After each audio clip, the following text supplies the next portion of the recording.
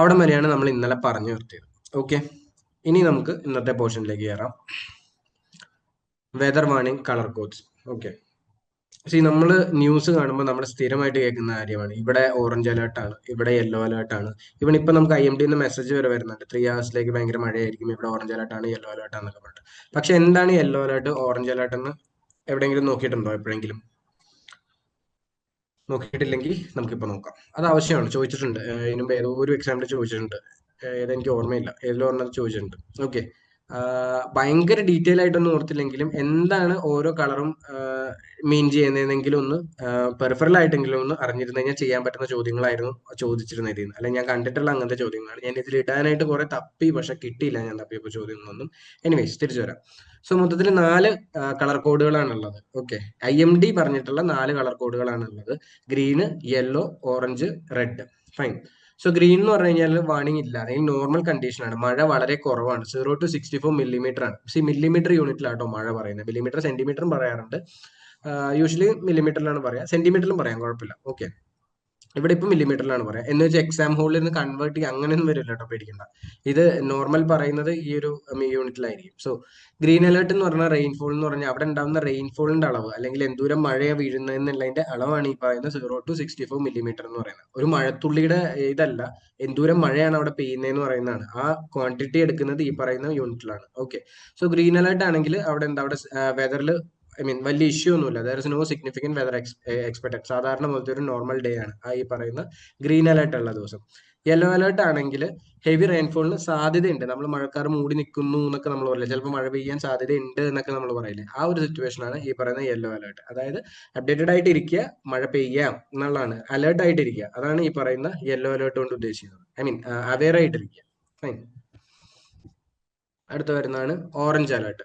Orange alert എന്ന് പറഞ്ഞു കഴിഞ്ഞാൽ ഹെവി റെയിൻഫോൾ എക്സ്പെക്ട് ചെയ്യാം, അതായത് മഴയുണ്ട്, ഹെവി റെയിൻഫോളും അതിന്റെ കൂടെ ഹെവി റെയിൻഫോൾ എക്സ്പെക്ട് ചെയ്യാനാണ് ഓറഞ്ച് അലേർട്ട് കൊണ്ട് ഉദ്ദേശിക്കുന്നത്. അതായത് പ്രിപ്പയർഡ് ആയിട്ടിരിക്കുക, ഒരു ഹെവി റെയിൻഫോൾ വരും, അതിന് വേണ്ടിയിട്ടുള്ള എല്ലാ പ്രിപ്പറേഷനും എടുത്തിട്ട് ഇരിക്കുക, അതായത് വിജിലന്റ് ആയിട്ടിരിക്കുക എന്നാണ് ആ പറയുന്ന ഓറഞ്ച് അലേർട്ട് കൊണ്ട് ഉദ്ദേശിക്കുന്നത്. ഓക്കെ, യെല്ലോ അലേർട്ടിൽ പെയ്യുന്ന റെയിൻഫോളിന്റെ അളവ് എന്ന് പറഞ്ഞാൽ 64.5 millimeter to 115.5 millimeter ആണ്.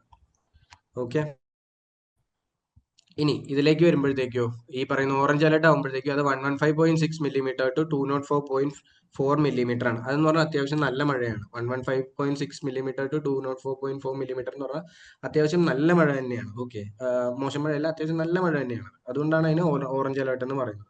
ഇപ്പോ നിലവിൽ കേരള സ്റ്റേറ്റ് എടുത്ത് നോക്കിക്കഴിഞ്ഞാൽ ഈ ഒരു മാപ്പ്, കേരളയുടെ മാപ്പ് പോലെ എടുത്തിട്ട് നമുക്ക് അതിൽ കാണാൻ പറ്റും, ഓരോ സ്ഥലത്ത് ഓറഞ്ച്, റെഡ്, ഗ്രീൻ ഒക്കെ ആയിട്ടിരിക്കുന്നത് നമുക്ക് കാണാൻ പറ്റും. ഓക്കെ, അത്രയൊന്നും ഡെപ്തിൽ ഇതിൽ പോകണ്ട, ഇതില് ജസ്റ്റ് അറിഞ്ഞിരുന്നാൽ മാത്രം മതി. പിന്നെ വരുന്നതെന്ന് പറഞ്ഞാൽ റെഡ് അലേർട്ട് ആണ്. ഒബ്വിയസ്ലി ലാസ്റ്റ് വരുന്ന റെഡ് അലേർട്ട് എന്ന് പറയുമ്പോൾ എന്തായിരിക്കും, എക്സ്ട്രീം റെയിൻഫോൾ ആയിരിക്കും അവിടെ എന്ന് പറഞ്ഞു കഴിഞ്ഞാൽ. ഒരു ഫ്ലഡിനുള്ള സാധ്യത ഉണ്ടാവാം, മറ്റ് കാറ്റാസ്ട്രോഫീസിനുള്ള എല്ലാവിധ സാധ്യത ഉണ്ടാവാം ഈ പറയുന്ന റെഡ് എന്ന് പറയുന്നത്. അതായത് എക്സ്ട്രീംലി കെയർഫുൾ ആയിരിക്കണം ആ ഒരു സമയത്ത് എന്ന് പറയുമ്പോൾ. ഓക്കെ, ഇമീഡിയറ്റ് ആക്ഷൻ റിക്വയർഡ് ആയിട്ടുള്ള സമയമായിരിക്കും. ഡിസാസ്റ്റർ ചിലപ്പോൾ സംഭവിച്ചു എന്ന് തന്നെ വരാം, അതായത് പറഞ്ഞാൽ ഫ്ലഡിന് ഉൾപ്പെടെയുള്ള സാധ്യത ഉണ്ടായി എന്ന് വരാം. സോ അതാണ് റെഡ് അലേർട്ട് കൊണ്ട് ഉദ്ദേശിക്കുന്നത്. അവിടെ ഒരു റെസ്പോൺസ് ആവശ്യമാണ് ആ ഒരു സമയം വരുമ്പോഴത്തേക്കും. ഓക്കെ, സോ റെഡ് അലേർട്ടിൽ ഉണ്ടാവുന്ന റെയിൻ എന്ന് പറഞ്ഞാൽ ആ പറയുന്ന 204.5 ടു മുകളിലേക്ക് വരുന്ന എല്ലാ ക്വാണ്ടിറ്റീസിനെയും, അല്ലെങ്കിൽ 204 മുതൽ മുകളിലേക്ക്, അതിനെയാണ് എന്ത് പറയുന്നത്, റെഡ്. ആ ഒരു സമയത്താണ് നമ്മൾ എന്ത് അലേർട്ട് പ്രഖ്യാപിക്കുന്നത്, റെഡ് അലേർട്ട് പ്രഖ്യാപിക്കുന്നത്. ഓക്കെ, സോ ബേസിക്കലി 4 അലേർട്ടാണുള്ളത്, 4 കളർ കോഡാണുള്ളത്. ഏതൊക്കെ? Green alert, yellow alert, orange alert and red alert. Okay, green alert എന്ന് പറഞ്ഞാൽ എന്താണ്, നോ ഇഷ്യൂസ്, അവിടെ പ്രത്യേകിച്ച് പ്രശ്നമൊന്നുമില്ല, നോർമൽ ആയിട്ടുള്ള ഒരു ദിവസമാണ്. യെല്ലോ അലേർട്ട് എന്ന് പറഞ്ഞു കഴിഞ്ഞാൽ കുറച്ച് അവെയർ ആയിട്ടുണ്ട്, ബി അവെയർ ഓഫ് ഇറ്റ്, അവിടെ മഴ പെയ്യാം, അത്യാവശ്യം നല്ല മഴ പെയ്യാനുള്ള സാധ്യതയുണ്ട്. 64.5 to 115.5 മഴ പെയ്യാനുള്ള സാധ്യതയുണ്ട്. ഓറഞ്ച് അലേർട്ട് എന്ന് പറയുമ്പോഴത്തേക്കും എന്താണ്, ഹെവി റെയിൻഫോൾ ആണ്, അവിടെ ഹെവി റെയിൻഫോൾ എക്സ്പെക്ടഡ് ആണ്, ഹെവി റെയിൻഫോൾ ആണ്, പക്ഷെ നാശനഷ്ടങ്ങൾക്കുള്ള സാധ്യത കുറവാണ്, അല്ലെങ്കിൽ ഒരു കാറ്റാസ്ട്രോഫിയോ ഡിസാസ്റ്ററോ സംഭവിക്കണം എന്നില്ല. ഫൈൻ. പക്ഷെ റെഡ് അലേർട്ട് എത്തുമ്പോഴത്തേക്കും ചിലപ്പോൾ അത് സംഭവിച്ചിട്ടുണ്ടാവാം, അവിടെ ഒരു ഇമീഡിയറ്റ് ആയിട്ടുള്ള ആക്ഷൻ റിക്വയർഡ് ആയിട്ടുണ്ടാവും.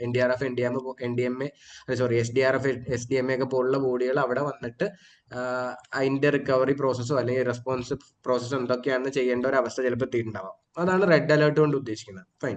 സോ റെഡ് അലേർട്ട് ആണ് ഏറ്റവും എക്സ്ട്രീം ആയിട്ടുള്ള കേസ്, അല്ലെങ്കിൽ ഏറ്റവും വേഴ്സ് ആയിട്ടുള്ള കേസ് എന്ന് പറയുന്നത്. അവിടുത്തെ റെയിൻഫോൾ എന്ന് പറഞ്ഞാൽ 204.5 millimeter അതിന്റെ മുകളിലേക്കോ ആയിരിക്കും. ഓറഞ്ച് അലേർട്ട് എന്ന് പറഞ്ഞു കഴിഞ്ഞാൽ 115.6 millimeter to 204.4 millimeter ആണ്. ഓക്കെ, ഇനി ഇത്ര ഒന്നും ഓർത്തിരുന്നില്ലെങ്കിൽ സിമ്പിൾ ആയിട്ട് ഓർത്തിരിക്കുക, നമ്മുടെ ഈ സിഗ്നൽ ഇല്ലേ, റോഡിലെ സിഗ്നൽ, റോഡിലെ സിഗ്നൽ വെച്ച് കണക്ട് ചെയ്ത് വെച്ചാൽ മതി. ഒരു കളറിന്റെ കുറവുണ്ട്, എന്നാൽ അത് അതിന്റെ ഇടയിൽ തിരികെ കയറ്റിയാൽ മതി. ഗ്രീൻ, യെല്ലോ, റെഡ് സിഗ്നൽ വരുമ്പോൾ എങ്ങനെയാ? ഗ്രീൻ വരുമ്പോൾ എന്താ ചെയ്യുക? വണ്ടി എടുത്ത് പോവാം, കുഴപ്പമൊന്നുമില്ല, തടസ്സമൊന്നുമില്ല, നമുക്ക് പോവാം. ഇവിടെ അത് ആലോചിക്കുക, ഗ്രീൻ ആകുമ്പോൾ ഒരു പ്രശ്നമില്ല, നോർമൽ ആയിട്ടുള്ള ഒരു ദിവസം. യെല്ലോ വരുമ്പോൾ എന്ത് ചെയ്യുക? സ്ലോ ഡൗൺ ചെയ്യുക. റോഡിലെ സിഗ്നലാണ് പറയുന്നത്, സ്ലോ ഡൗൺ ചെയ്യുക. സ്പീഡിൽ വരുന്ന വണ്ടിയാണെങ്കിൽ സ്ലോ ഡൗൺ ചെയ്യുക, സിഗ്നൽ മാറാൻ പോവാണ്. അപ്പൊ എന്താ, ഇവിടെയും അവെയർ ആയിട്ടിരിക്കുക. ഇനി ഒരു മഴ വരാം, നല്ല മഴ എക്സ്പെക്ട് ചെയ്തിരിക്കാം, തൽക്കാലം പ്രശ്നമൊന്നുമില്ല. അതാണ് യെല്ലോ കൊണ്ട് ഉദ്ദേശിക്കുന്നത്. പിന്നെ റെഡ്, ഓറഞ്ച് തൽക്കാലം അവിടെ നിൽക്കട്ടെ. റെഡ് വരുമ്പോഴേക്കും എന്താ സംഭവിക്കുക? സ്റ്റോപ്പ്, നിർത്താനാണ് പറയുന്നത്. എക്സ്ട്രീം കേസ് ആയിട്ട് തന്നെ ഇവിടെ എടുക്കുക. റോഡിൽ എക്സ്ട്രീം കേസ് എന്നല്ല, ബട്ട് ഒരു തടസ്സമാണല്ലോ റെഡ് എന്ന് പറഞ്ഞത്, നിൽക്കാനല്ലേ പറയുന്നത്. സെയിം സംഭവം തന്നെ ഇവിടെ കണക്ട് ചെയ്യുക. ഇവിടെ റെഡ് അലേർട്ട് വരുമ്പോൾ അതൊരു സിഗ്നിഫിക്കന്റ് ആയിട്ടുള്ള അല്ലെങ്കിൽ എക്സ്ട്രീം ആയിട്ടുള്ള ഒരു കേസാണ്. അവിടെ എന്താ പറ്റുക? ഈ പറയുന്ന പോലെ ഇമ്മീഡിയറ്റ് ആയിട്ടുള്ള ഒരു ആക്ഷൻ എടുക്കേണ്ട ഒരു അവസ്ഥയാണ്. ഫൈൻ. ഇനി ഇതിന്റെ രണ്ടിന്റെ യെല്ലോന്റെയും റെഡിന്റെ ഇടയിൽ ഒരു ഓറഞ്ചും കൂടെ വെക്കുക. ഓറഞ്ച് വരുമ്പോൾ എന്താ, കുറച്ചും കൂടി അവെയർ ആയിട്ടിരിക്കുക. കുറച്ചും കൂടി മഴ കൂടുതലുള്ള സമയമാണ്. ഐ മീൻ കുറച്ചും കൂടി അല്ല, കുറച്ചധികം മഴയുള്ള ഒരു സമയമാണ്. ഹെവി റെയിൻഫോൾ എക്സ്പെക്ട് ചെയ്യുന്ന ഒരു സമയമാണ്. സോ ആ ഒരു ഇത് വെച്ച് കണക്ട് ചെയ്ത് ഓർത്തിരിക്കാൻ ശ്രമിക്കുക. റോഡിലെ സിഗ്നൽ ആയിട്ട് വെച്ച് കണക്ട് ചെയ്ത് ഓർത്തിരിക്കാൻ ശ്രമിക്കുക. ഓക്കെ. കാരണം ഈ റെയിൻഫോളിന്റെ കണക്കൊക്കെ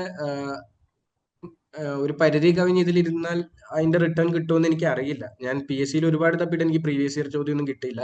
പക്ഷെ ഞാൻ ഇതിന്റെ ചോദ്യം ഇവിടെ കണ്ടിട്ടുണ്ട്. പക്ഷെ പ്രീവിയസ് PSC ആണോ UPSC ആണോ SSC ആണോ എനിക്ക് ഓർമ്മയില്ല. എവിടെയോ എപ്പോഴോ കണ്ടതാണ്. ആ ഒരു ഓർമ്മയിലാണ് ഞാൻ ഈ ടോപ്പിക് എടുത്തിട്ടത്. അത്യാവശ്യം ഡീറ്റെയിൽ ആയിട്ട് ഇട്ടത് അതുകൊണ്ടാണ്. ഓക്കെ. പക്ഷെ PSCയിൽ ഞാൻ ഒരുപാട് തപ്പി, എനിക്ക് കിട്ടിയില്ല പ്രീവിയസ് ഇയർ ചോദ്യമൊന്നും. അപ്പൊ നിങ്ങൾ ഒരുപാട് സമയം ഇതിലിരുന്ന് കഴിഞ്ഞാൽ അത് റിട്ടേൺ നിങ്ങൾക്ക് കിട്ടുമെന്ന് എനിക്കറിയില്ല. അതുകൊണ്ടാണ് ഞാൻ പറഞ്ഞത് അറ്റ്ലീസ്റ്റ് ഇത്രയെങ്കിലും ഓർത്തിരിക്കുക. ഓക്കെ, ഈ ഒരു സിഗ്നൽ ആയിട്ടെങ്കിലും കണക്ട് ചെയ്ത് വെക്കുക. ഗ്രീൻ ആണെങ്കിൽ കുഴപ്പമില്ല, ആ കളർ കോഡ് എങ്കിലും ഓർത്ത് വെക്കുക.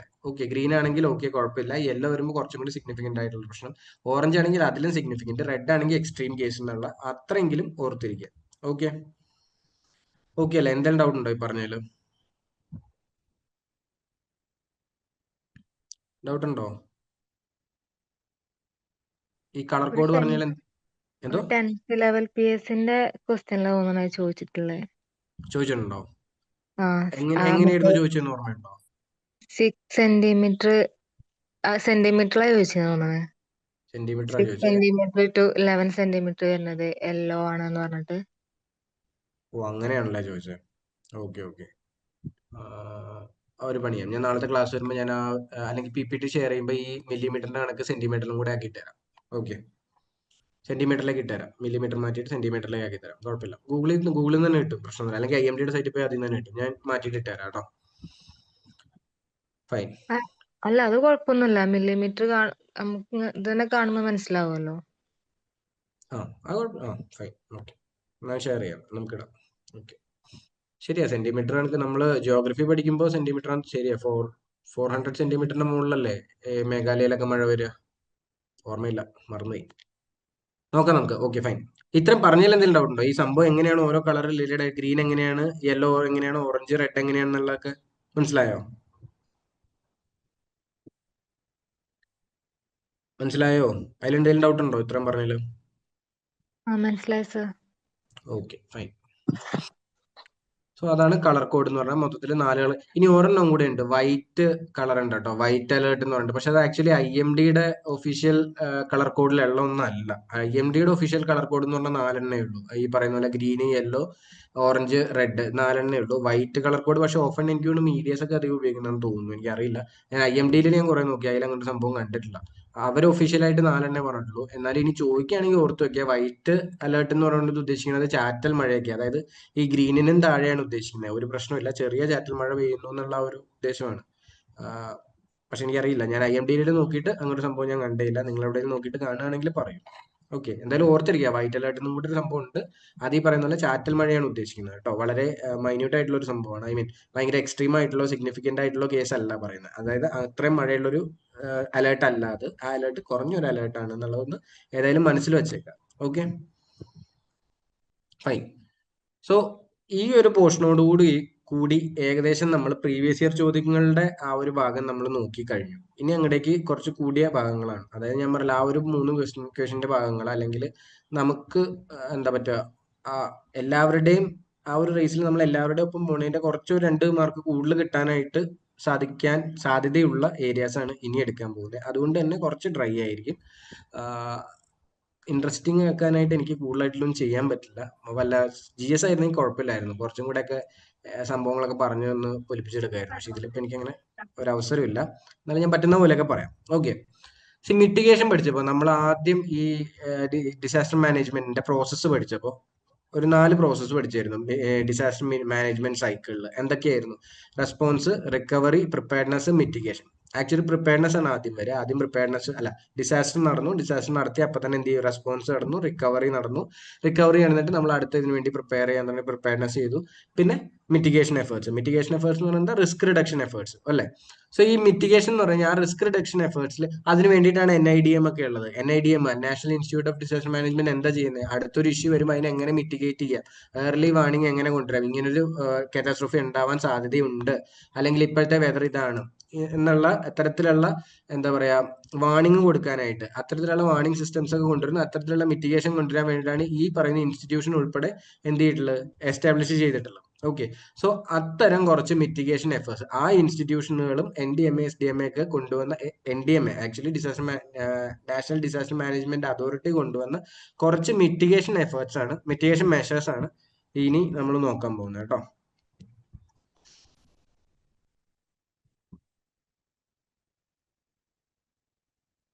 മിറ്റിഗേഷൻ എഫേർട്സ് പ്രധാനമായിട്ടും 1, 2, 3, 4, 5 എണ്ണം ഉണ്ട്. 5 മിറ്റിഗേഷൻ എഫേർട്സ് ആണ്. ഓക്കെ. ഇത് എന്താണെന്ന് ഓരോന്നും എടുത്തിട്ട് ഗൂഗിൾ ചെയ്ത് എന്താണ് എങ്ങനെയാണ് വർക്ക് ചെയ്യണമെന്നൊന്നും പഠിക്കുകയൊന്നും വേണ്ട. അത്ര ഡെപ്തിലൊന്നും ചോദിക്കാൻ പോകുന്നില്ല. ഇത് എന്താണെന്നുള്ളത് അറിഞ്ഞിരിക്കുക അറ്റ്ലീസ്റ്റ്. ഓക്കെ. അറ്റ്ലീസ്റ്റ് ഈ പേരെങ്കിലും അറിഞ്ഞിരിക്കുക. ഇത് NDMA അടിയിൽ വന്നേക്കുന്ന മിറ്റിഗേഷൻ മെത്തേഡ്സ് ആണ്, മിറ്റിഗേഷൻ എഫേർട്സ് ആണെന്നുള്ളതും അറിഞ്ഞിരിക്കുക. ഫൈൻ. ഫസ്റ്റ് എന്ന് പറഞ്ഞു കഴിഞ്ഞാൽ mobile radiation detection systems. Mobile radiation detection systems. ഈ ലിറ്ററലി ആ പേരിൽ നിന്ന് നമുക്ക് കിട്ടും, മൊബൈൽ റേഡിയേഷൻ ഡിറ്റക്ഷൻ സർവീസ്. അതായത് അൺവാണ്ടഡ് റേഡിയേഷനുകളെ തിരിച്ചറിയാനുള്ളതായിട്ടാണ്. വലിയ മെട്രോസും വലിയ ക്യാപിറ്റൽസും വലിയ സിറ്റീസിലും ഒക്കെ ഉള്ള ഹസാഡസ് ആയിട്ടുള്ള അൺവാണ്ടഡ് റേഡിയോ ആക്റ്റീവ് മെറ്റീരിയൽസിനെ തിരിച്ചറിയാനും അതിനെ മിറ്റിഗേറ്റ് ചെയ്യാനും വേണ്ടിയിട്ടുള്ള, അല്ലെങ്കിൽ അതിനെതിരെ സിറ്റിസണിനെ വാൺ ചെയ്യാനും വേണ്ടിയിട്ടുള്ള ഒരു സിസ്റ്റമാണ് ഈ പറയുന്ന mobile radiation detection system, MRDS, mobile radiation detection system. ഓർത്തിരിക്കേണ്ടതെന്ന് വെച്ചാൽ MRDS എന്ന് പറഞ്ഞു കഴിഞ്ഞാൽ അതിന്റെ എലോബറേഷൻ എന്ന് പറഞ്ഞാൽ മൊബൈൽ റേഡിയേഷൻ ഡിറ്റക്ഷൻ സിസ്റ്റം ആണെന്നുള്ളത് ഓർത്തിരിക്കണം. ചിലപ്പോൾ ഡയറക്റ്റ് ആയിട്ട് മൊബൈൽ റേഡിയേഷൻ സിസ്റ്റം എന്നായിരിക്കില്ല തരാൻ പോവുക. പകരം ചോദ്യത്തിൽ സ്റ്റേറ്റ്മെന്റിൽ ചിലപ്പോൾ തരാൻ പോണ MRDS സിസ്റ്റം എന്ന് പറഞ്ഞിട്ട് അതിന് ഡെഫിനിഷനിൽ ചിലപ്പോൾ തരാൻ പോകുന്ന അടുത്ത LRMSന്റെ ഡെഫിനിഷൻ ആയിരിക്കും തരാൻ പോകുന്നത്. ഓക്കെ. ഈ പറഞ്ഞ പോലെ LRM കൂടെ നോക്കിയിട്ട് നമുക്കത് പറയാം. ലാൻഡ്സ്ലൈഡ് റിസ്ക് മിറ്റിഗേഷൻ സ്കീം, അതാണ് second. LRMS, landslide risk mitigation scheme. ഒന്നുമില്ല, എവിടെയെങ്കിലും ലാൻഡ്സ്ലൈഡ് നടക്കാൻ സാധ്യതയുള്ള ഏരിയ ഉണ്ടെങ്കിൽ, അല്ലെങ്കിൽ അതിനോട് പ്രോണായിട്ട് നിൽക്കുന്ന ഏരിയ ഉണ്ടെങ്കിൽ, അവിടെ ആ ലാൻഡ്സ്ലൈഡിനെ ചെറുക്കാൻ പാകത്തിന് വേണ്ട ഇൻഫ്രാസ്ട്രക്ചേഴ്സ് പണിയാൻ, അല്ലെങ്കിൽ അതിന് വേണ്ടിയിട്ടുള്ള മിറ്റിഗേഷൻ എഫേർട്സിന് വേണ്ടിയിട്ട്, അല്ലെ മിറ്റിഗേഷൻ എഫേർട്സിനോ അല്ലെങ്കിൽ അത് റിലേറ്റഡ് ആയിട്ടുള്ള പ്രൊജക്ട്സോ ചെയ്യാൻ പണിയുന്നുണ്ടെങ്കിൽ അതിന് വേണ്ടിയിട്ടുള്ള ഫിനാൻഷ്യൽ സപ്പോർട്ട് കൊടുക്കാൻ വേണ്ടി കൊണ്ടുവന്ന ഒരു സ്കീമാണ് ഈ പറയുന്ന landslide risk mitigation scheme. Okay. അതായത് ഏതെങ്കിലും ഒരു ഏരിയയിൽ, ഏതെങ്കിലും ഒരു സ്ഥലത്ത് ലാൻഡ്സ്ലൈഡിന് പ്രോണായിട്ട് നിൽക്കുന്ന ഒരു സ്ഥലമാണെങ്കിൽ ആ സ്ഥലത്ത് ആ പറയുന്ന ലാൻഡ്സ്ലൈഡ് ഉണ്ടാകാതെ ഇരിക്കാൻ, അല്ലെങ്കിൽ അതിനെ മിറ്റിഗേറ്റ് ചെയ്യാനായിട്ട് ഒരു പ്രൊജക്റ്റോ എന്തെങ്കിലും ഒരു ഇൻഫ്രാസ്ട്രക്ചറോ പണിയുന്നുണ്ടെങ്കിൽ അതിനെ ഫണ്ട് ചെയ്യുന്ന, ഫിനാൻസ് ചെയ്യാൻ വേണ്ടിയിട്ട് NDMA കൊണ്ടുവന്ന ഒരു സ്കീമാണ് landslide risk mitigation scheme. Okay. LRMS, landslide risk mitigation scheme. Fine. ഇനി സ്റ്റേറ്റ്മെന്റ് ചിലപ്പോൾ വരാൻ പോകുന്നത് ഇപ്പൊ നേരത്തെ പറഞ്ഞ പോലെ MRDS എന്ന് പറഞ്ഞു കഴിഞ്ഞാൽ ഈ പറയുന്ന പോലെ envisages financial support for site specific landslide mitigation project എന്നും, LRMS എന്ന് പറയുന്നത് to detect unclaimed radioactive materials എന്നായിരിക്കും തരാൻ പോകുന്നത്. So LRMS landslide risk mitigation ആണെന്നുള്ള ആ ഒരു അബ്രിവേഷൻ, ആ ഒരു എക്സ്പാൻഷൻ നമുക്ക് അറിയില്ലെങ്കിൽ ചിലപ്പോൾ കൺഫ്യൂഷൻ ആവും. ഓക്കെ. അത്ര ഇവിടെ കോംപ്ലിക്കേറ്റ് ചെയ്യാൻ സാധ്യതയുള്ളൂ, അല്ലാതെ അതിൽ കൂടുതൽ ഇതിലേക്ക് ഡെപ്തി പോകാനുള്ള സാധ്യത വളരെ വളരെ വളരെ കുറവാണ്. ഓക്കെ. സോ അപ്പൊ ആ ഒരു എക്സ്പാൻഷൻ മാത്രം ഒന്ന് നോക്കി വെക്കുക. MRDS എന്ന് പറഞ്ഞു കഴിഞ്ഞാൽ മൊബൈൽ റേഡിയേഷൻ ഡിറ്റക്ഷൻ സിസ്റ്റം.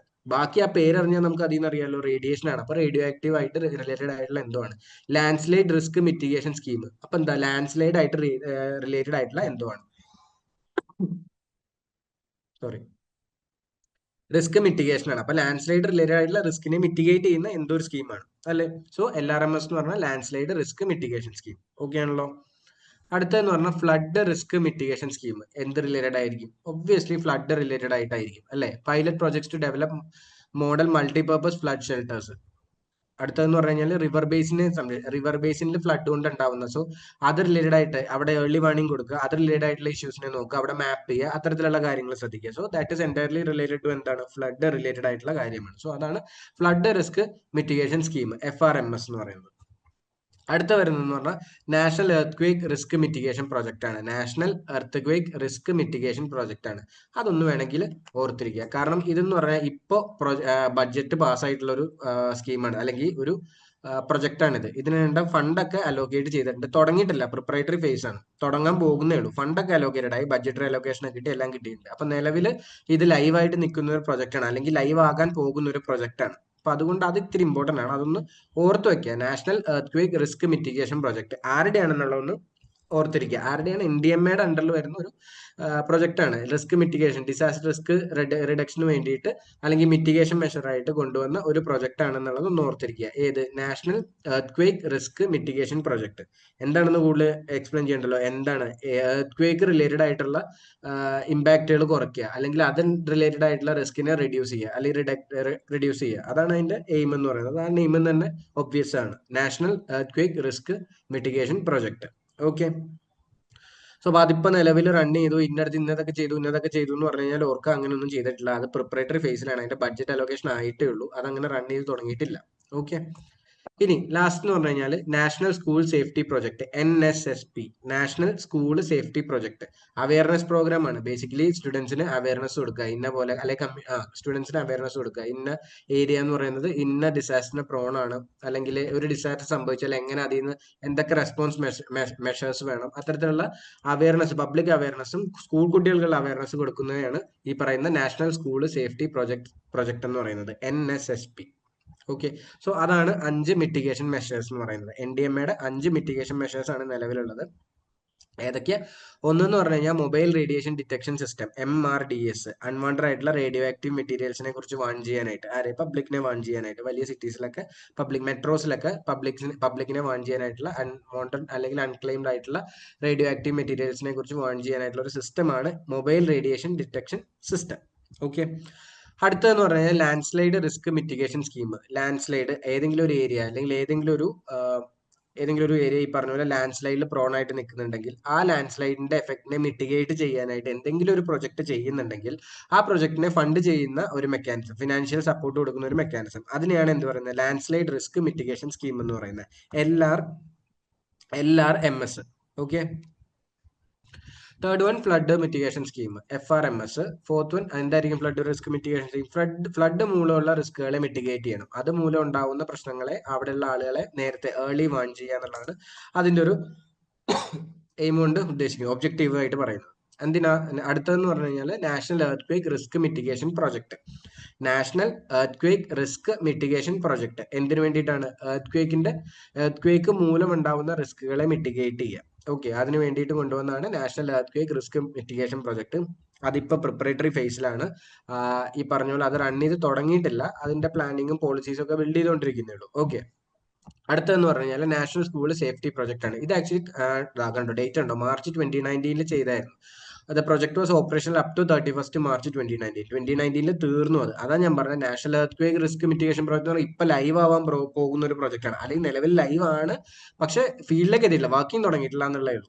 അതേസമയം മറ്റേന്നൊക്കെ പറഞ്ഞാൽ ഈ പറയുന്ന നാഷണൽ സ്കൂൾ NSSP എന്നൊക്കെ പറഞ്ഞു കഴിഞ്ഞാൽ അത് 2019 തീർന്ന ഒരു പ്രൊജക്ട് ആണ്.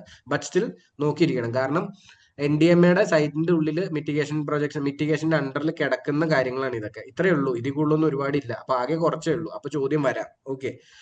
അപ്പൊ ഇതൊക്കെ ഡയറക്റ്റ് ആയിട്ട് സൈറ്റിൽ നിന്ന് എടുത്താട്ടോ, അവരുടെ NDMA സൈറ്റിൽ പോയിട്ട് അവരുടെ മിറ്റിഗേഷനിൽ പോയിട്ട് അവരുടെ മിറ്റിഗേഷൻ മെഷേഴ്സിന് കോപ്പി പേസ്റ്റ് ചെയ്ത സംഭവങ്ങളാണ് ഇതൊക്കെ. ഓക്കെ. സോ ഇതിന്റെ മുകളിലൊന്നും ഒന്നും ചോദിക്കാൻ സാധ്യതയില്ല. ഇത്രയൊക്കെ ചോദിക്കുകയാണെങ്കിൽ, ടഫ് ആക്കുകയാണെങ്കിൽ തന്നെ ഇത്രയൊക്കെ ടഫ് ആക്കാൻ പറ്റുള്ളൂ. അതിന്റെ മുകളിൽ ടഫ് ആക്കാനുള്ള സാധ്യത വളരെ കുറവാണ്. സോ അത് അറിഞ്ഞിരിക്കുക. ഓക്കെ. ഒന്നും കൂടെ പറയാം. 5 മെത്തേഡാണുള്ള mobile radiation detection system, MRDS. അടുത്ത landslide risk mitigation scheme, LRMS. Related to landslide ആണ്. മറ്റേത് related to unclaimed radioactive materials ആണ്. മൂന്നാമത്തേന്ന് പറഞ്ഞു കഴിഞ്ഞാൽ ഫ്ലഡ് റിസ്ക് മിറ്റിഗേഷൻ സ്കീം. അത് എന്ത് റിലേറ്റഡ് ആയിട്ടാണ്? ഫ്ലഡ് റിലേറ്റഡ് ആയിട്ടുള്ള കാര്യമാണ്. And last one is national last അല്ല, അതിന് മുന്നേ ഉള്ളത് national risk mitigation project. Related ആയിട്ടുള്ള ഇമ്പാക്ട്സ് കുറയ്ക്കാനും അത് റിലേറ്റഡ് ആയിട്ടുള്ള റിസ്കിനെ മിറ്റിഗേറ്റ് ചെയ്യാനും വേണ്ടിയിട്ടുള്ളതാണ്, which is in preparatory phase ആണ്, which will be live within few days. Okay. Few ഡേയ്സോ മന്ത്സോ. ഓക്കെ. ഇയേഴ്സ് പോകാൻ സാധ്യത കുറവാണ്. പിന്നെ അടുത്തതെന്ന് പറഞ്ഞു കഴിഞ്ഞാൽ national school safety project, NSSP. അത് ഓൾറെഡി മാർച്ച് 2019 കൂടി ആ പ്രൊജക്ട് കഴിയണം. ഇറ്റ് വാസ് ഓപ്പറേഷണൽ ടിൽ ഈ പറയുന്ന 31 മാർച്ച് 2019 ആയിരുന്നു. സ്കൂൾ കുട്ടികൾക്ക് അവയർനെസ് കൊടുക്കുക എന്നുള്ളതായിരുന്നു അതിന്റെ, അല്ലെങ്കിൽ പബ്ലിക് അവയർനെസ്, സ്കൂൾ കുട്ടികൾക്ക് അവയർനെസ് കൊടുക്കുക എന്നുള്ളതായിരുന്നു അതിന്റെ ഒരു ഒബ്ജക്റ്റീവ് എന്ന് പറഞ്ഞു കഴിഞ്ഞാൽ NSSP, national school safety project. So ഇതാണ് 5 മിറ്റിഗേഷൻ പ്രൊജക്ട് റൈറ്റ് നൗ NDMAയുടെ സൈഡിൽ നിന്ന് നമുക്ക് കിട്ടുന്നത്. ഓക്കെ, അത് നിങ്ങൾ നോട്ട് ചെയ്ത് വെക്കുന്നു വിചാരിക്കുന്നു, നിങ്ങൾ പഠിക്കുന്നു വിചാരിക്കുന്നു. ഇതുവരെ പറഞ്ഞാൽ ഡൗട്ട് ഒന്നും ഇല്ലാന്ന് വിശ്വസിക്കുന്നു. ഫൈൻ. അടുത്ത